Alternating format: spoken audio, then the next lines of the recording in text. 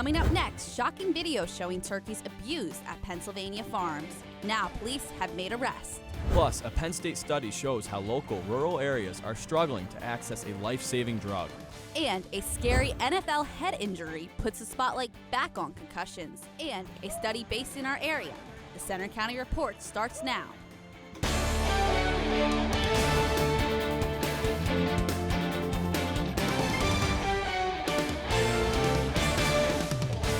Good afternoon, I'm Madison Miller. And I'm Dale Ostrander. Thanks for joining us for the Center County Report. Our top story, a new Penn State study shows how some rural Pennsylvania counties need more access to a life-saving drug.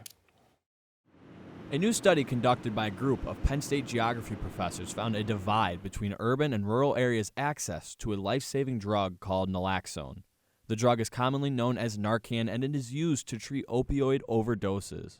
So our study is really attempting to get out the message that naloxone works to save lives and could be distributed more evenly across the state if there were investment in that. Rural counties around State College like Huntington, Juniata, and Clinton had a naloxone distribution rate of 40 to 46%, while Philadelphia was at 92%.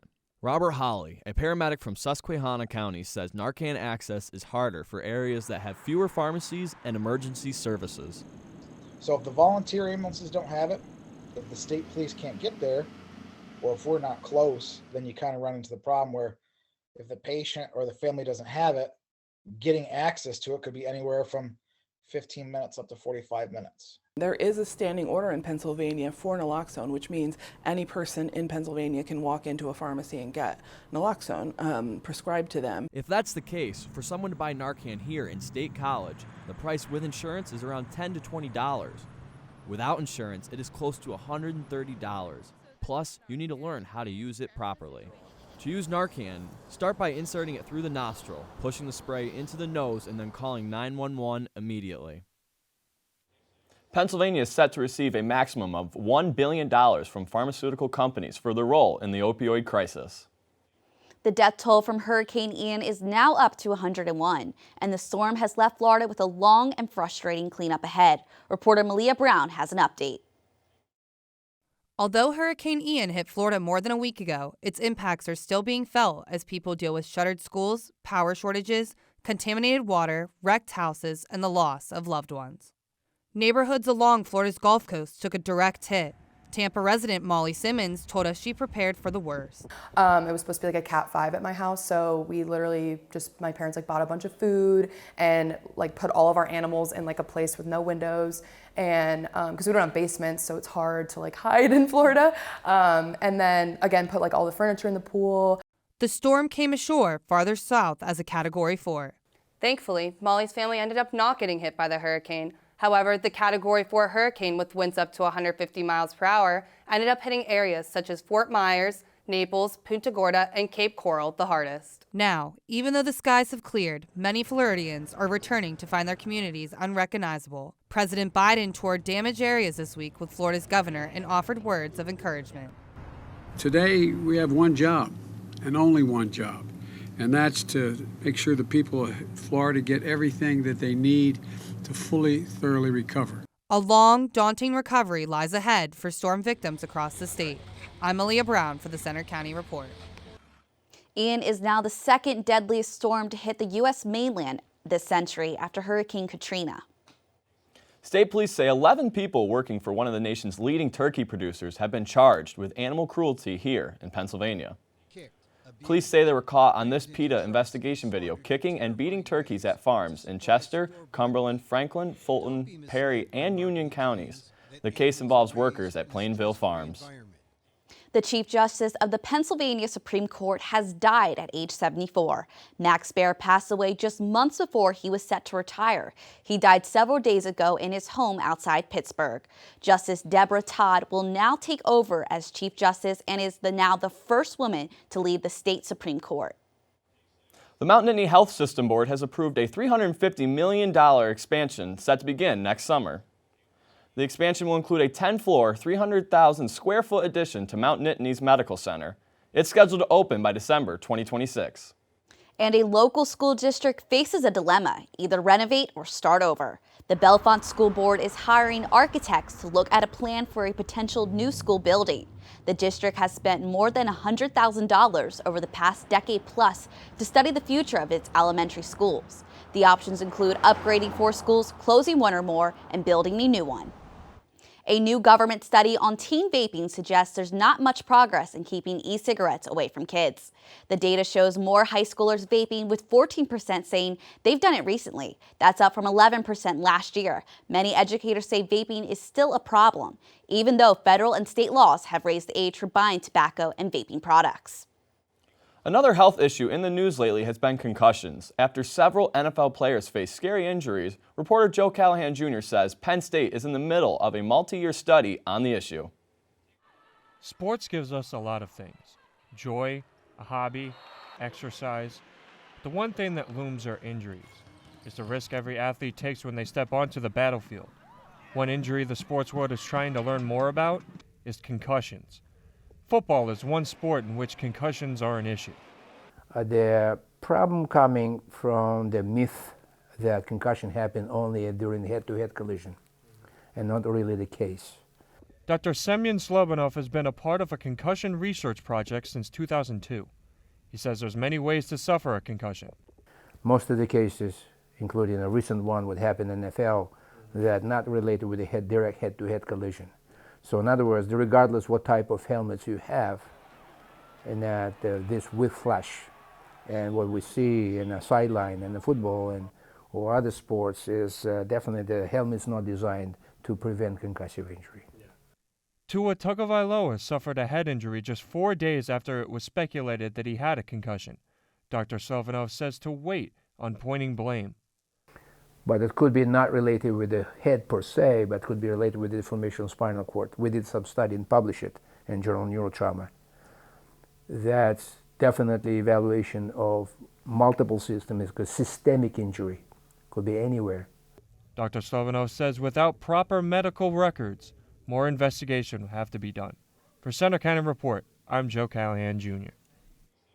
The Penn State Research Project is supported by the NCAA and the Department of Defense. To international news now. While Ukraine makes more progress in the war against Russia, members of a Ukrainian society here look on with hope. Marissa Yakinchik reports. It is still a war, it is still conflict, it is still death on a lot of different levels. 7 months into Russia's war in Ukraine, the misery drags on. But Ukraine has made some gains and reclaimed some territory. That's after Russia announced it's annexing 4 regions. The people there are still identifying as Ukrainians. The people there are still fighting for Ukraine, even if it's on the low. Igor Lotsonich with Penn State's Ukrainian Society says despite Ukraine's advances, the devastation is done. We went from having to hunker down and make sure that the Russians didn't push through any further into our land to making massive gains. The liberated cities, villages, and even just singular places like farms are devastated because the Russians just used them to their full advantage. According to Reuters, nearly 3/4 of Americans believe that the United States should continue to support Ukraine.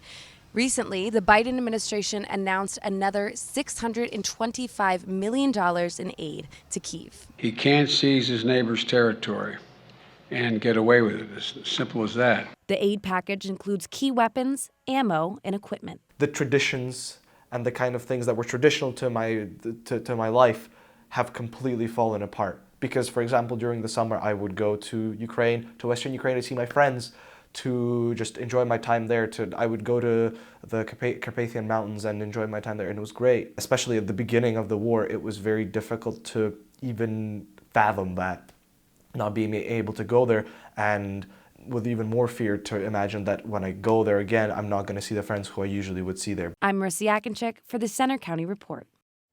Ukrainian President Zelensky has issued a renewed plea for Ukrainian membership in NATO. After a warm couple of days, will it be a chilly weekend? Dana has our 7-day forecast coming up.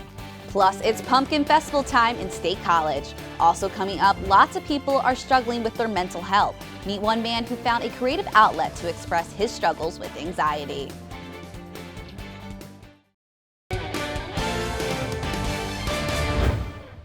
As National Mental Health Week comes to a close, we're taking a close look at one Penn State professor using a creative outlet to cope with his struggles involving anxiety and depression. Reporter Juliana Foliano has more.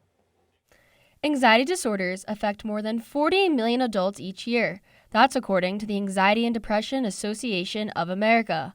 While treatable, only a third of those struggling with anxiety seek help. Former Penn State laureate and professor of theater William Doan has lived with anxiety and depression his whole life. While he's tried different treatment methods, it's his passion for art that helps him manage it. It was also something just in my instincts. I knew that when I picked up a pencil or a pen and started drawing that I calmed down. That my heart rate would decrease. Doan's therapeutic drawings have evolved into over 1,000 images, 2 performance projects, and 2 short animated films that have been featured in film festivals worldwide. The Anxiety Project just became my way of trying to share what it's like to live with anxiety and depression. So the drawings are representations of feelings that I have, of moments of my life experience.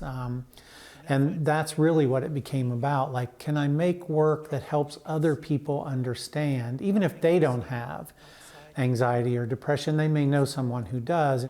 While Doan is not a therapist, he does have advice for those who are struggling with a mental disorder. First and foremost, find someone you trust and tell them how you're feeling. Just unburden yourself. That can go a huge way to helping you get clearer about what you might need to do. Doan hopes his work continues to inspire and motivate others.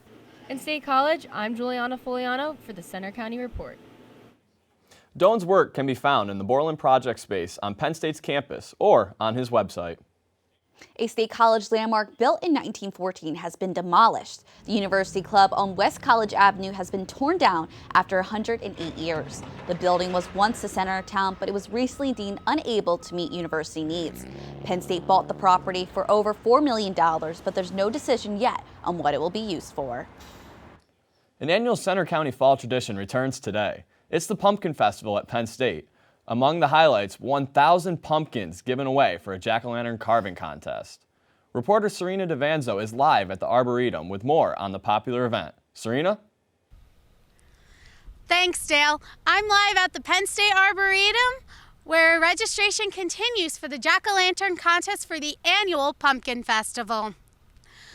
Last week, 1,000 pumpkins were handed out to contestants, and registration and drop-off continues till 3 p.m. Then events kick off tonight with some live music, food, and a jack-o'-lantern display. But if you can't catch it tonight, you can swing by starting at 3 tomorrow to get into the spooky spirit of the season. Live from the Arboretum, I'm Serena DeVanzo. Now back to you.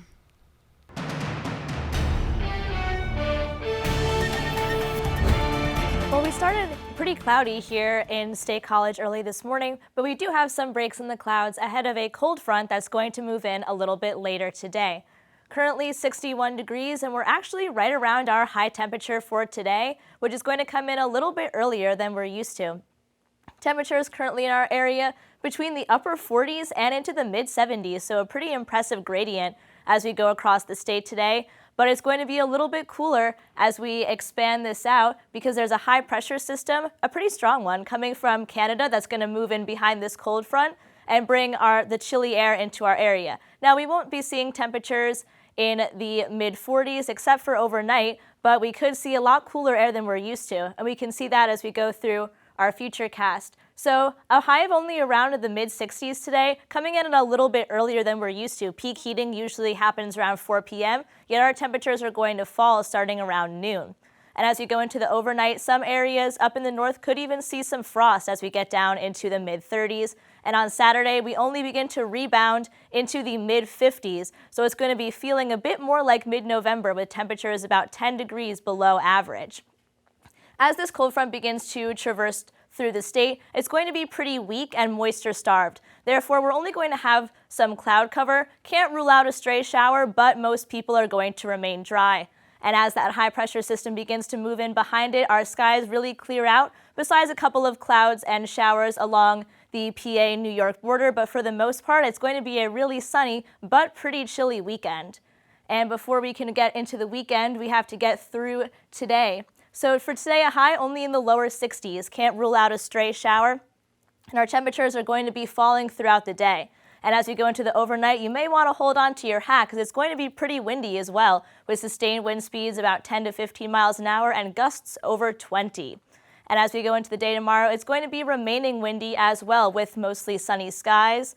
But as we go into the 7-day forecast, it really shows the trend of how much cooler our weather is going to be as we go into the next couple of days. Temperatures, especially over the weekend, going to be about 10 to 15 degrees below average in some places. However, this high pressure system is showing that we do have some pretty clear skies as we go into the latter half of the week before, as we get into Wednesday and Thursday, we could have another cold front bringing in some showers. But at least for this weekend, if you're doing any outdoor activities, you may want to bring a jacket.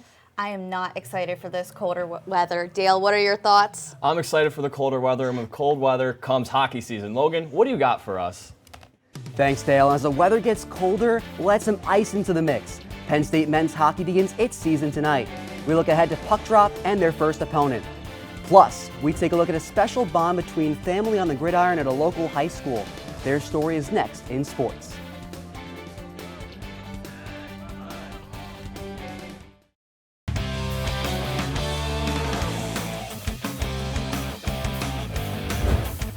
I'm Logan Barandis with sports. While there's no Penn State football game this weekend, the Nittany Lions are still continuing to work during their bye week. For the second straight season, the Penn State Nittany Lions have gotten off to a 5-0 start heading into the bye week. The most recent game came in the team's conference home opener with a 17-7 win over Northwestern.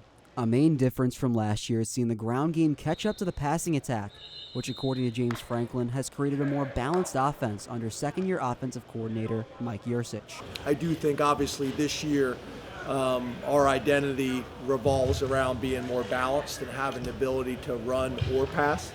So I think that's probably a big adjustment from last year and maybe even previous years. Next week, Franklin and the Nittany Lions will look to take that balanced attack on the road to take on the Michigan Wolverines. While facing the fourth-ranked Wolverines is a tough task, the biggest test for the blue and white has been playing after the bye week.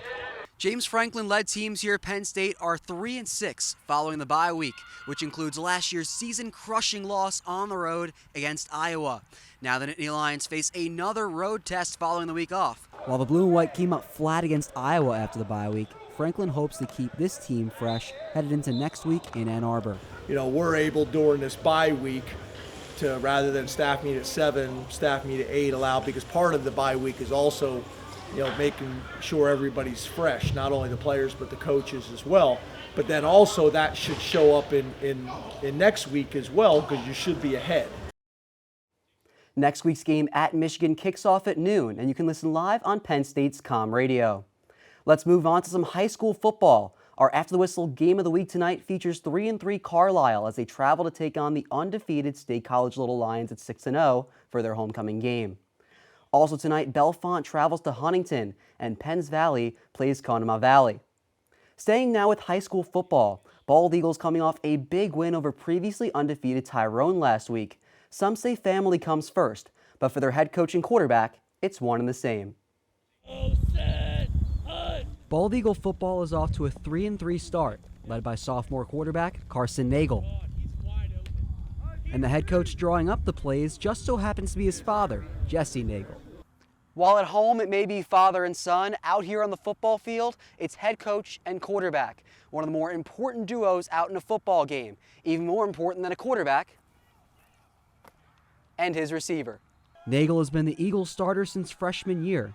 His play on the field caught the eyes of other coaches. I had reservations about it because being my son, you know, I knew that he was going to take heat no matter what, how good he did. I mean, I threw for 2,000 yards last year, and you know, people were still questioning it. You know, as a freshman, you know, stayed high. Matt Lintel and I are good friends. You know, he said, Jesse, he said, you got to play him. You know, you got to start him. So you know, we went and we allowed him to compete. Nagel started playing football in 7th grade, but it wasn't always his main sport.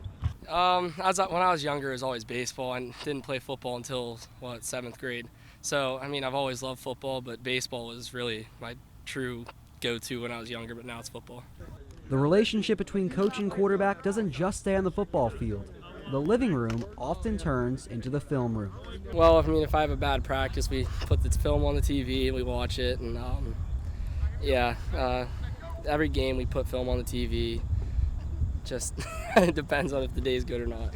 But no matter the performance, even an intense game against Clearfield, being a head coach comes second to being Carson's father. He didn't play that well, and I kind of took it out on him a little bit too hard, and then I realized I got to be dad too. The Nagels and the rest of the Eagles host Phillipsburg Osceola tonight, and you can find out more in our After the Whistle football show. That's on our PSU Belisario College Student Media YouTube channel. Now on to the ice. Penn State men's hockey team drops the puck to start the season tonight against Canisius. Last year, the Nittany Lions ended their season in the Big Ten tournament, coming up just 1 goal short against top-seeded Minnesota. This year, Penn State is picked to finish 6th in the conference. Leading goal scorer Kevin Wall returns for another season. Canisius came to Penn State last year to split a series for the first time. Penn State Wrestling has announced a new schedule, giving fans something to look forward to. The Nittany Lions will host 7 home duels this season, including 2 in the Bryce Jordan Center. The first match is in Rec Hall on November 11th against Lock Haven. That's all for sports. Now back to you at the anchor desk. Thanks, Logan. Coming up next, it's homecoming season in Center County. We'll take you to an annual tradition that happened last night.